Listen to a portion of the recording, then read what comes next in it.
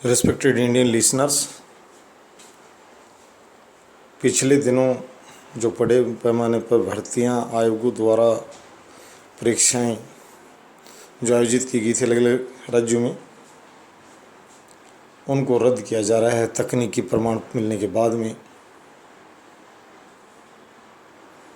उन एजेंसियों के खिलाफ जो साक्ष्य मिले, ठोस प्रमाण बहादुर लोगों ने सामने रखे और लोगों को उनको रद्द करना पड़ा। इस तरह की धांधली लंबे समय से चलती आ रही है। भारतीय संविधान ने व्यवस्था की थी कि प्रतिभाओं को पाला जाएगा किसी पद पर बैठाने के लिए। दुष्ट और बदमाश अपनों को पाला, अपने सालों को पाला, प्रतिभा को पीछे धकेला और प्रतिभा की घुसी भी तो उसको छोटे पद पर कार्य करना पड़ा। उसके ऊपर एक अयोग्य व्यक्ति को नाचने के लिए बैठा दिया गया कि आपसे बड़ा पद धारण करता है और ये आपको निर्देश और आदेश देगा। माननीय सर्वोच्च न्यायालय और भारतीय जनता, दो अदालतें हैं, एक जनता की अदालत, एक राज्य की अदालत, और दूसरे राजनीतिक दलों के नेता अभिनेता जितने भी हैं, स्पष्टवादी, ईमानदार और एक से एक चढ़कर बातूनी बादशाह, उन बातूनी बादशाहों को मैं कहूँगा कि वो हमारे साथ हैं।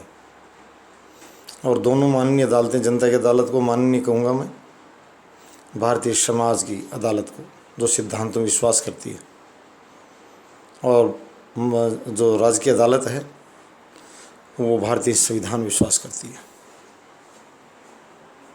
दोनों से कहूँगा जो लोग अंदर चले गए, गलत तरीके से, बहुत गलत तरीके से गए, बड़े बड़े पद धारण करते हैं, वो भी एक जनधन का दुरुपयोग है और लोकतंत्र का अपमान है और भारतीय संविधान का अपमान है। उन लोगों के खिलाफ इस शिकंजा कसा जाए कि अभियान चलाया जाए। अगर किसी पद पर, आईजी के पद पर बैठे व्यक्ति को भी अगर कोई प्रतिभा ललकारती है, एक बात का ध्यान रखा जाएगा, ललकार में वर्गवार ललकार में अराजकता फैल सकती है। अपनी श्रेणी के प्रतिभाशाली लोग अयोग्य नियुक्त व्यक्ति पर हमलावर बने।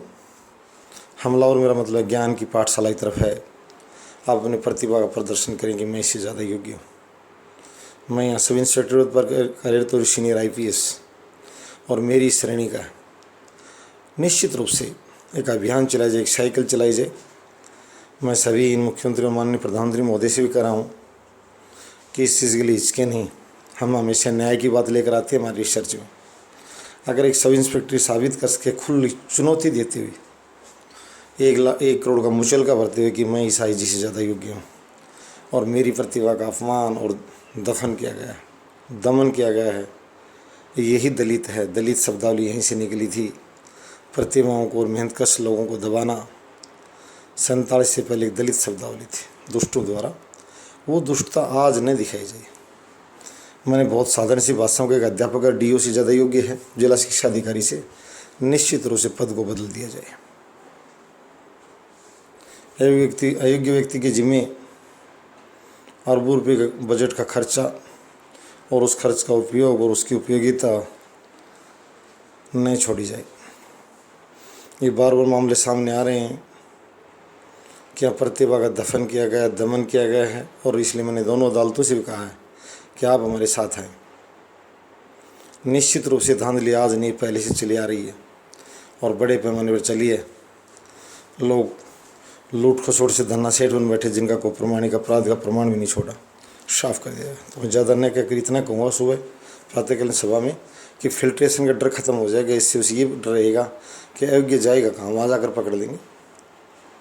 दूसरी यही है, मैंने पहले भी कहा था, इंडक्टिव टैलेंट के स्थान पर डिडक्टिव टैलेंट यही है कि सिर्फ आयोग को अंतिम न माना जाए। खुली चुनौती अगर किसी खिलाड़ी को, किसी अधिकारी को, किसी कर्मचारी को करने देता है कि मैं इससे ज़्यादा टैलेंटेड हूँ और मुझे अवसर दिया जाए, और कहता भी लोकतंत्र यही, प्रतिभाओं को पाला जाए। आज मेरा मेन टॉपिक है, प्रतिभाओं को पाला जाए। इसके लिए मैं राज्य सरकार और दूसरे लोगों से कहूँगा कि आप नाराज़गी न दर्शाएं, सिद्धांतों का सम्मान करें, भारतीय संविधान का सम्मान करें, भारतीय समाज का सम्मान करें और प्रतिभाओं को पालें।